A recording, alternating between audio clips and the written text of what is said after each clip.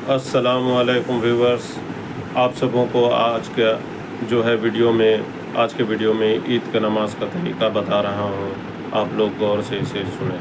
सबसे पहले वो नियत करें कि मैं नियत करता हूँ 2 रकात नमाज वाजिब ईद उल फित्र की, अल्लाह ताला के 6 जायज़ तकबीरों के साथ अल्लाह ताला के वास्ते रुख मेरे काबे शरीफ के सामने और पीछे इस इमाम के कहते हुए आप अल्लाहु अकबर कह के हाथ को बांध लें और उसके बाद सना पढ़ें।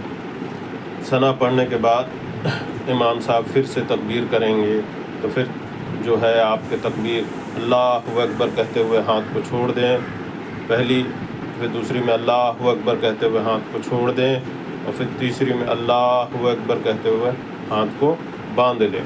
तो ये चौथी में हाथ को बांध रहे, पहले में सना पढ़ें, दूसरे में 2 बार हाथ को छोड़ दिए अल्लाहु अकबर करके और तीसरी बार में हाथ को बांध लिए।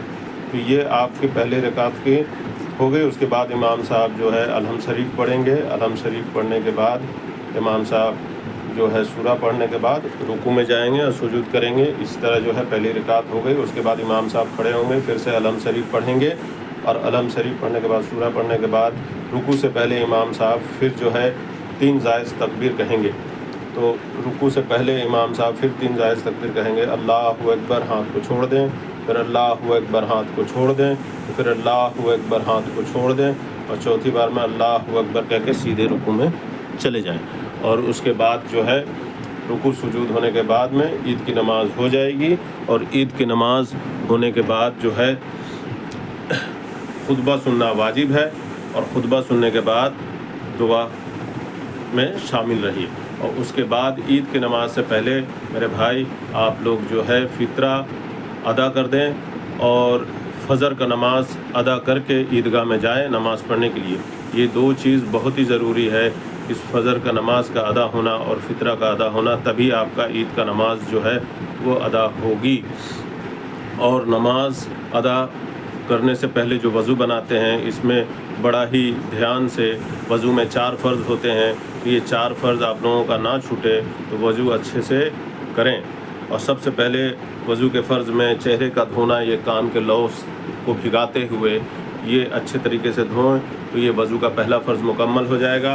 और दूसरे में आपका हाथ ये केहूनी तक भीगना चाहिए, यहाँ से यहाँ तक पूरा ये भीगना चाहिए, तो ये दूसरा फ़र्ज़ हो जाएगा। और तीसरा फ़र्ज़ आपका सर का मसा होगा, जो गर्दन से होके इस तरह 3 फ़र्ज़ होने के बाद। और चौथा वज़ू का फ़र्ज़ है पैर का टखने तक का धोना, यहाँ तक धोना, तो ये यहाँ तक का आपका होना।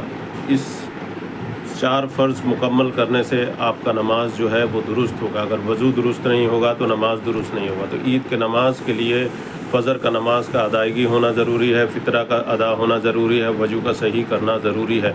उसके बाद मेरे भाई आप सब लोग ईद की नमाज की अदा करें।